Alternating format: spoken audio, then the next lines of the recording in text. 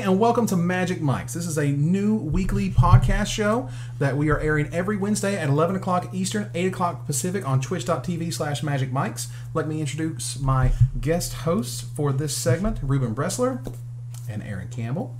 And for this segment, we wanted to take a look and talk about scouting in Magic, particularly scouting at Pro Tours. Scouting, if you don't know what we're talking about, is where people will sort of walk around the room and see what their opponents are playing and see what players are playing, and they'll make note of it, and they will share that with their friends, their teammates, so on and so forth.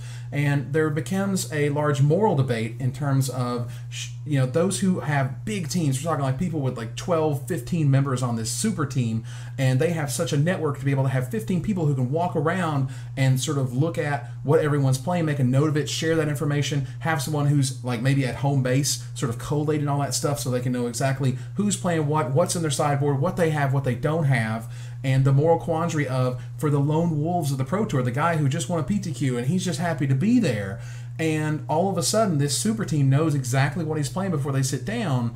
There's the question of how fair is that? Is that a fair situation that we are sort of okay with as a community, as a game, as our sort of professional highest level of Magic play?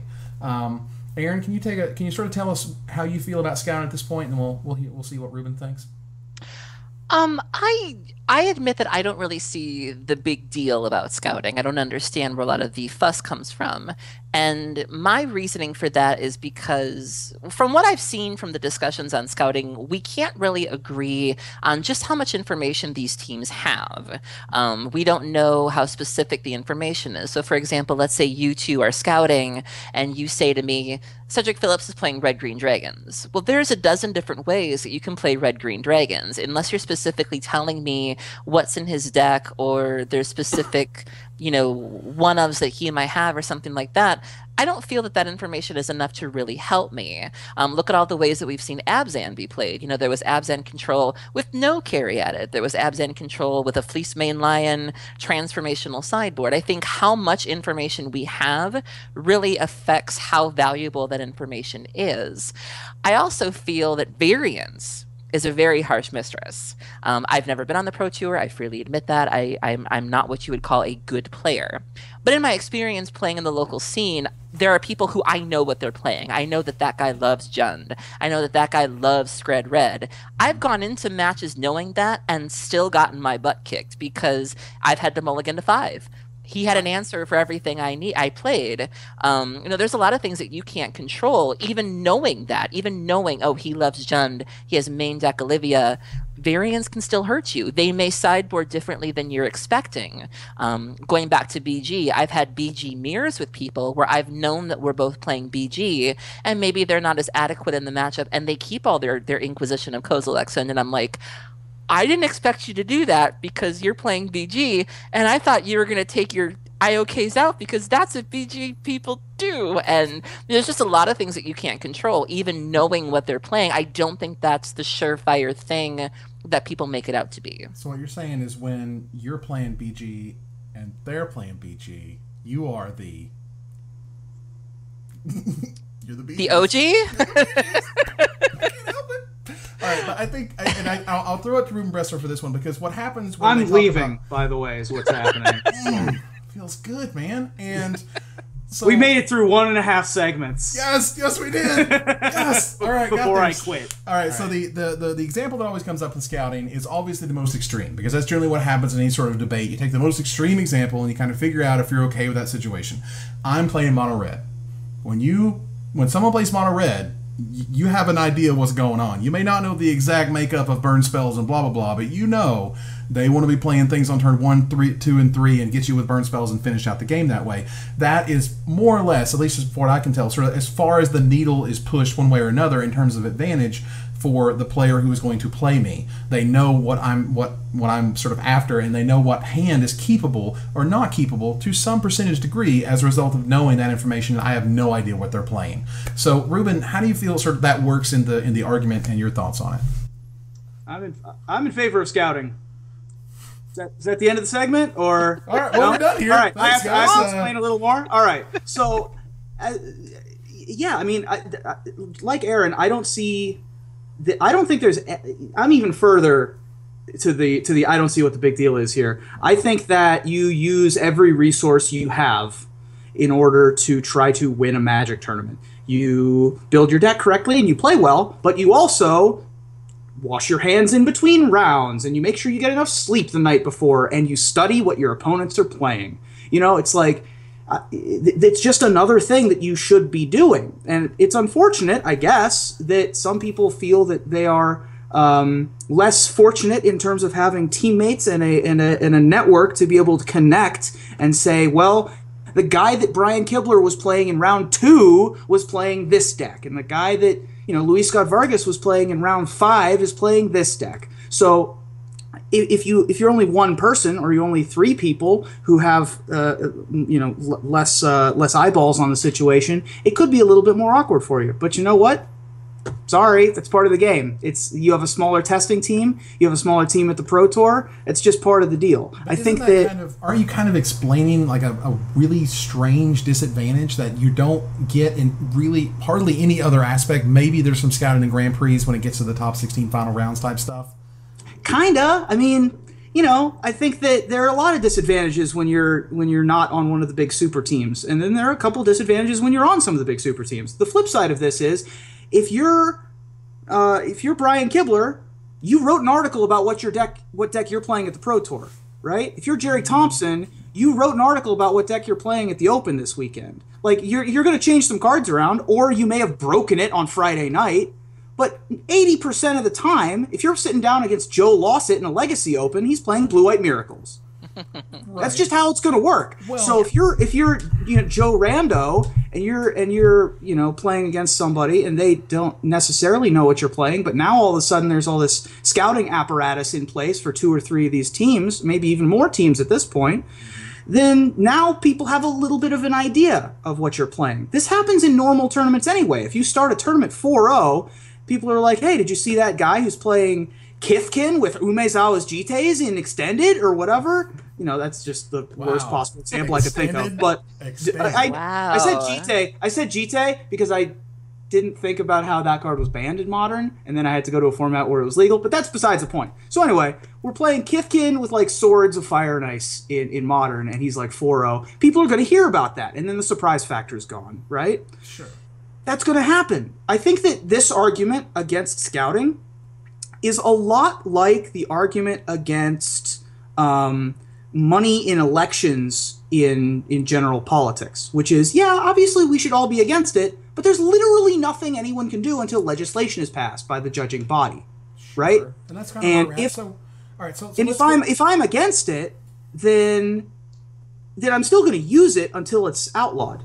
Mm-hmm. Right, but let's sort of take it out of constructed, because there's a limited element to every Pro Tour now. Every Pro Tour is now half constructed, half limited, which is great because limited Pro Tours were so boring. Oh my god, because you just waited for constructed. And that's sort of what you do now. You kind of just wait for constructed. You're like, okay, let's get these combat tricks out of the way so we can actually see something really interesting. But regardless, at that point it becomes, I know this bomb, this much removal, this burn spell that he has, this trump that he's always going to use and hold on to the last second. It gets to a point where you say, how much how much should my opponent know about the makeup of my deck before it gets to be a little unfair in that situation? You ever play Rochester? I still think Variance sorts it out. The other thing is that a bunch of drafts are on TV. But they're on the internet, so your friends can be like, oh man, I watched Shahar's draft, this is his list. Right. How is that fair for him and not for the people that get scouted?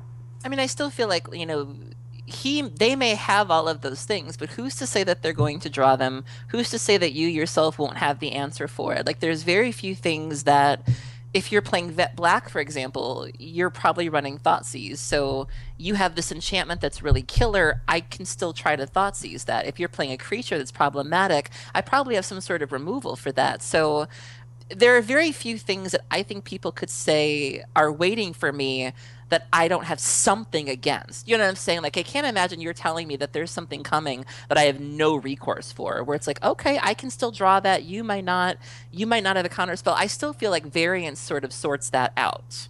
Right. And so you're saying that, like, basically, again, so, all right, so can we agree that there is some percentage gained by you knowing that I'm playing mono red and I have no idea what you're playing against? Sure. Yeah.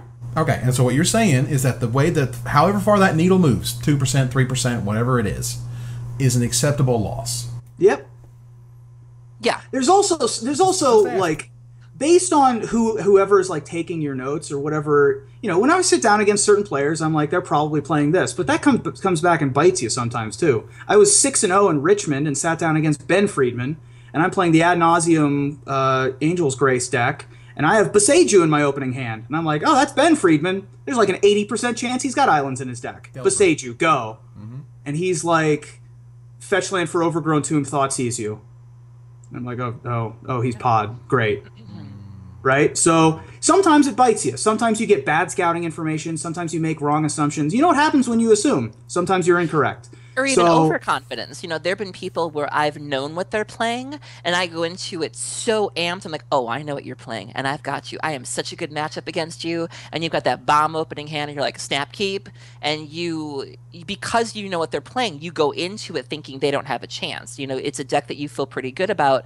And again, going back to the variance, you can't be 100% against every deck, and overconfidence, I think, can be a bad thing as well. When you know what they're playing, you just assume it's going to be a free win for you, and that might not be the case. I would argue that it can make more of a difference in limited, because limited is often about kind of like playing around the bombs and the best things that are in their deck, and to know the best thing, like A of the colors, A of the colors, be the best thing that's in their deck, see all the best removal that at least anyone's ever seen from them. And so, all right, so let's take another step up. Let's say, and there's been rumors of this, but I don't know if it actually happens, but let's just say that a team wanted to hire somebody whose job it is to get a media badge and just walk through the tournament and scout like crazy. Now, is that I'm available if there's anybody watching the podcast that wants to hire me to do that. Again, I'm 100% pro scouting in this context. Mm-hmm. Until they make laws, until they make rules in the game that say you can't do this, this, and this. It's all fair game. That's how I feel about it. I'm kind of agree. I agree. It's a little more problematic in limited, because part of the reason I defended it in constructed is because a lot of the archetypes are so vague. Like I said, there's red-green dragons, which could be anything. Abzan could be anything. Even in modern, affinity, they could be using Welding Jar. They could be using Master of Ethereum. There's so many ways to build that. I feel like in limited, a lot of those cards would stand out a lot more, where the one-ofs are a lot more unique. So I could see that being a little more problematic, but I still feel like, in limited, you have a larger sideboard, though, technically, don't you? Yeah. So if you really wanted to throw somebody off, you have more cards to bring in or bring out, and I still feel like Variance would sort that out. Well, but if someone knows that I have a Dragon Lord Salamgar, I'm not boarding that card out. If they know about it and I get to 6 mana, they're just not going to play their. But even if they know about it, who's to say that? But that's a very interesting card. Like, okay, so let's bring up. Can I go back to Silumgar the Drifting Death? Can I use that in this example? Sure.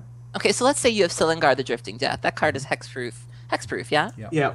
Even if I know that you have that, okay, so let's say I know that you have that, but I know that I have absolutely nothing to deal with that. What can I really do with that information? Or it's like, Ruben comes running up. There's information, like you can try to sideboard into a more aggressive deck to beat them before Silumgar becomes relevant. You can keep a sketchy hand that happens to have Foul Tongue Invocation in it. Like there are little corner case things that, if I have a really aggressive deck and my opening hand is not aggressive at all, but it has a Pinion Feast and my opponent only has 1 dragon as their best win condition, I'm probably going to keep that hand. I definitely agree that limited scouting has a lot more impact than constructed scouting. The other issue with that, though, is that limited scouting takes so much more work, so much more footwork from whoever's doing the scouting, that you're never, ever going to have perfect information on everybody's deck. Yeah, no. And with a 15-player team, 3 rounds of limited, you only have the first round and maybe some televised coverage of one of the drafts with one of the players to be able to get all the information, you're never going to have that much of an edge with it in limited. I don't think it's gonna. I agree that there, because there's more aces and deuces situations as opposed to having like, Abzan where everything's pretty good. Okay, you're gonna have a bunch of misses in limited. So let's try to sort of wrap this up, and I want to wrap this up in the terms of like, okay, is this even something that you can have this magical legislation, these rules, DCI comes down on it? Is this about like getting people's phones and taking away their electronics? I mean, is this even something they can stop? I don't think so, because you have to keep people from socializing at that point too. Like, what are you going to do? Isolate everybody? Like, people talk in between rounds. People, how would you even police that? I don't know. You gonna keep David Williams from his Twitter followers? Oh, you're gonna keep Efro, and you're gonna keep LSV and Kibler and Brad Nelson away from their Twitter followers that are following them at this Pro Tour and want their information from their brain. Yeah. Right? So you're gonna take all their phones and put them in a trunk somewhere. I assume is our plan. I'm just saying. There's no way to legislate this. There's no way to be like, you can't use your phones in between rounds at all, or obviously you can't use them during rounds unless you're a doctor, or a army personnel or whatever the other rule is. Or if your wife's pregnant and you need to like rush to the hospital in the middle of your draft. But there's no real good way to legislate it. And I think that's the main issue here, is that if someone comes up with legislation that the judges can actually enforce and that makes sense within the rules of the game and within the rules of our society, then yeah, I'd take a look at it. But the problem is that I just can't imagine what they would be. There's just no way to do it. I've personally firsthand seen scouting from 5 teams, and I'm friends with a lot of folks in the Magic community. I've seen the spreadsheets. I've been at a couple Pro Tours where I've seen the spreadsheets and seen the notes, and they're not good. They're not good notes. Like, nobody has like the full information on everybody's, like, here's the 40 cards he's got in his limited deck. Nobody has that. So the last thing I would say is, so the other extreme that we're talking about is if everyone got their deck list published at the start of round whatever. That's the other extreme. Then scouting is solved, because you can't scout when you have perfect information on what everyone's playing. Yeah, that's like if everyone's a superhero, no one is, from The Incredibles. Yep. Yeah. I mean, as somebody, you brought up a really good example, Ruben, about how when you are a personality or you're a known figure, that your decks are sort of already known, where that Kibler is going to try to force something red-green because he loves dragons and big things, and I love black-greens, and I tweet about it all the time. So if you follow me, or anybody who follows me, odds are I'm playing some sort of graveyard rock shenanigans, because it's just what I do. So as somebody in that position, I'm fine with that, because my life is an open book when it comes to competitive Magic anyways, where I don't even try to hide what I'm playing, because you're probably going to know by looking at me. As somebody who doesn't have that, like if I were, your average player who wasn't visible, I could maybe see where the problem is. And it's interesting, because the only people that I heard that had a problem with that suggestion were the famous players that you're probably more likely to know what they're playing anyway. So I thought that was very ironic. It really is. So either way, so for you guys viewing at home, please let us know what you think down in the comment section below. We want to see what you feel about scouting. Good, bad, moral, not moral. Are these people terrible? Are they great? Is it just something we're never going to be able to get rid of? Thank you guys very much for watching. Until next time, check us out on social media, on all the ways that you can follow us there. Find us every week, Wednesday at 11 o'clock Eastern, 8 o'clock Pacific. I want to thank Ruben and Aaron very much for joining me. Check us out on magicmikespodcast.com, at magicmikes on Twitter, and magicmikespodcast@gmail.com if you want to talk to us directly. And we thank you guys very much for watching, and we'll see you Wednesday at 11 o'clock.